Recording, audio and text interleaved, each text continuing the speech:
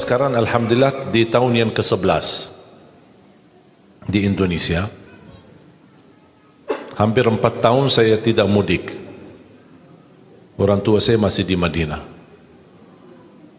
Apalagi semenjak saya mendapatkan kehormatan dari Presiden Republik Indonesia Papa SBY waktu itu 2011, saya diberikan kehormatan warga negara Indonesia. Jadi semenjak saya menjadi warga negara Indonesia justru menjadi beban. Kenapa menjadi beban? Karena wajib bagaimana bisa membawa masyarakat Indonesia pertama harus bersatu. Yang kedua menjaga NKRI. Yang ketiga bagaimana kita bisa mewujudkan umat Islam penghafal Al-Quran. Apalagi membawa nama Indonesia. Jadi sebagai rakyat Indonesia wajib jaga nama baik Indonesia.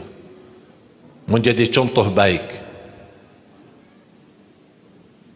Makanya selama saya berada di Indonesia, saya sudah faham dan belajar prinsip orang Indonesia. Orang Indonesia tidak suka ribet, suka yang mudah. Termasuk amalan, ibadah, amalan, zikir, suka yang mudah. Makanya selalu saya berusaha dalam dakwaku selalu memberi yang mudah.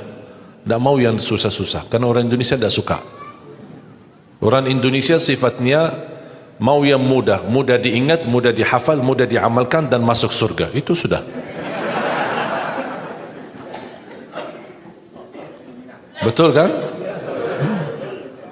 Makanya kita ketika saya setiap Ramadan bawa adik-adik saya punya saudara 12 timnas. Saya membawa adik saya, ada di adik kandung saya di Indonesia. Saya khususkan mereka untuk menjalani tugas mengajar Al-Quran. Karena dari 12 adik-adik saya ada alhamdulillah 10 penghafal Al-Quran. 30 juz bukan juz 30.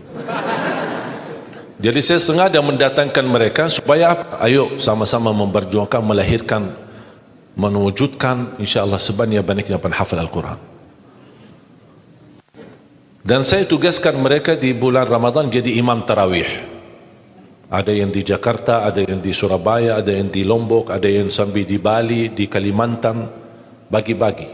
Setiap tahun kami menghadirkan 20 imam.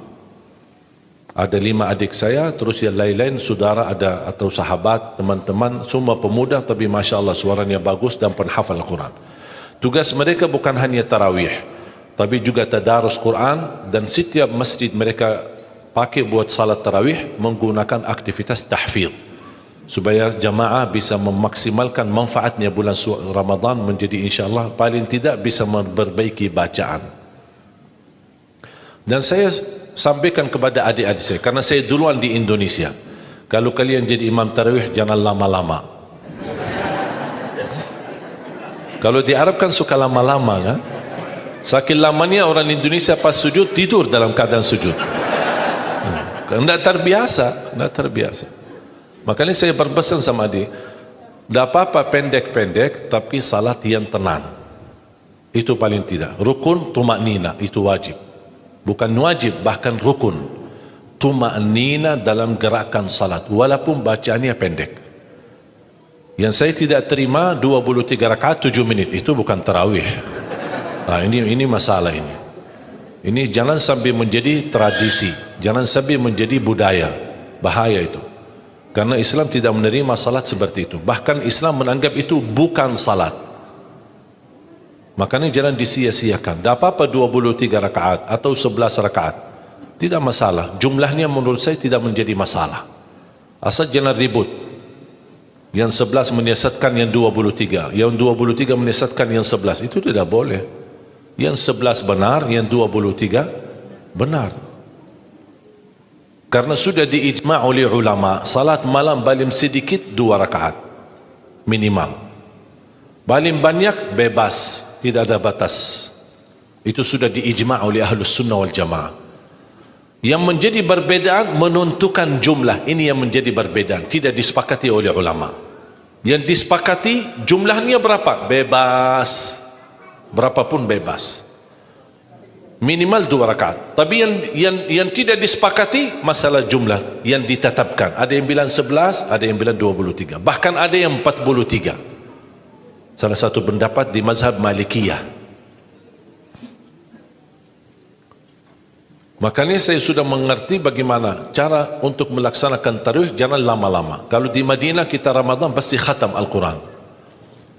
Saya punya tetangga di masjid kami di Madinah, Masya Allah istri beliau sudah tua dan beliau bisa hafal Al-Quran dari bacaan saya salat subuh. Kalau salat subuh kami di Madinah 2 rakaat khatam suratul Rahman, 2 rakaat khatam suratul Waqi'ah, 2 hari atau 3 hari maksimal khatam surah Yasin. Jadi subuh hari ini baca sebagian, besok lanjut sisanya, besok lagi lanjut sisanya surah Yasin. Jadi 3 hari salat subuh sudah khatam surah Yasin. Surat Tabarak kita lakukan 1 rakaat. Surat hari Jumat subuh As-Sajdah rakaat pertama dan rakaat kedua suratul Insan, Hal ata 'alal insan. Dan jamaah yang ada di sekitar masjid kami di Madinah, termasuk ibu itu, beliau suaminya menceritakan, istri saya bisa hafal beberapa surah yang antum sering bacakan di dalam salat subuh. Suka panjang. Begitu saya datang ke Indonesia pertama kali, saya belum faham budaya Indonesia. Niat saya baik, salat subuh diminta jadi imam, saya maju jadi imam. Saya baca Ar-Rahman di rakaat pertama, saya baca Al-Waqi'ah di rakaat yang kedua. Awalnya saya rasa saf masjid cukup banyak. Pas begitu salam saya lihat sisanya cuma 1 saf. Wallahu alam ya Allah kemana perginya. Tidak terbiasa. Saya kaget. Masa semuanya sakit? Masa semuanya pinsang? Tapi lama kelamaan, oh sudah faham. Ini orang Indonesia seperti ini. Makanya saya bilang sama adik saya jangan lama. Orang Indonesia kalau qulhu bisa dibagi 2, terima kasih.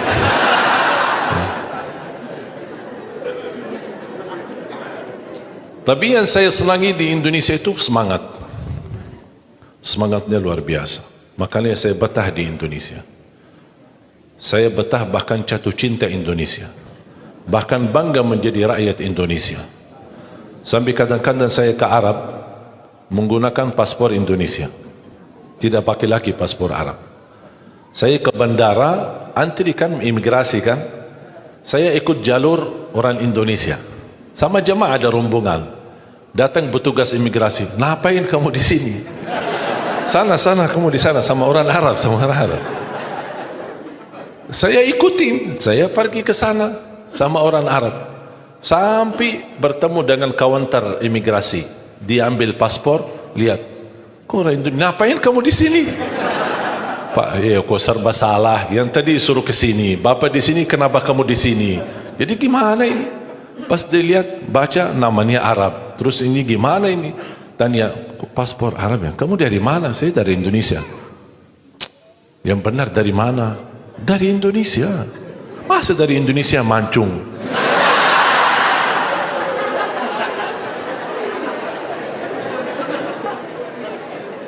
Tapi subhanallah karena sering bolak-balik pulang kampung, kemudian silaturahim orang tua bersama jamaah, sampai di bandara sudah kenal.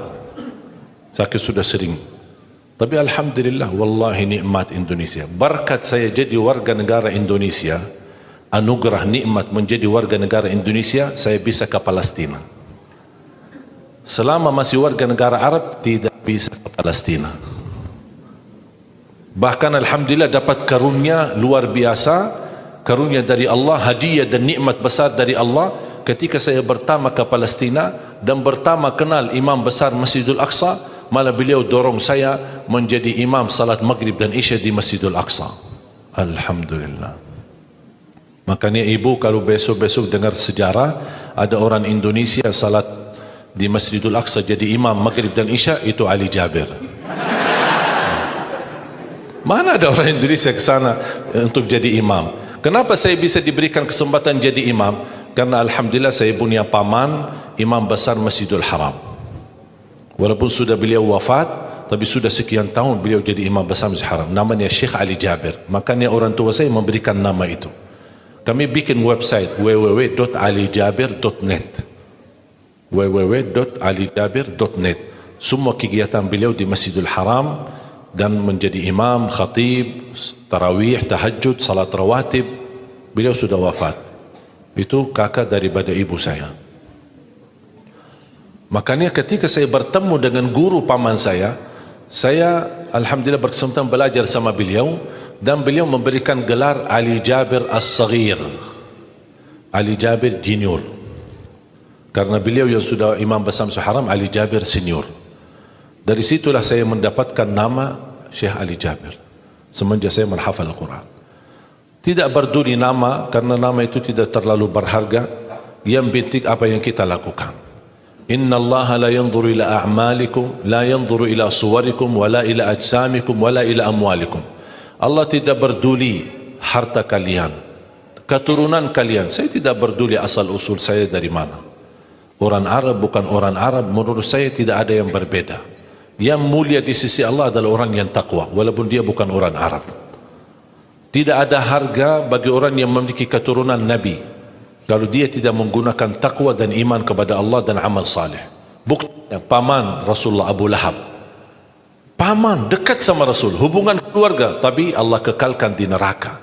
Berarti Allah tidak peduli keturunan kita, asal usul kita, dan siapa diri kita. Yang Allah pedulikan apa takwa kita dan apa isi hati kita.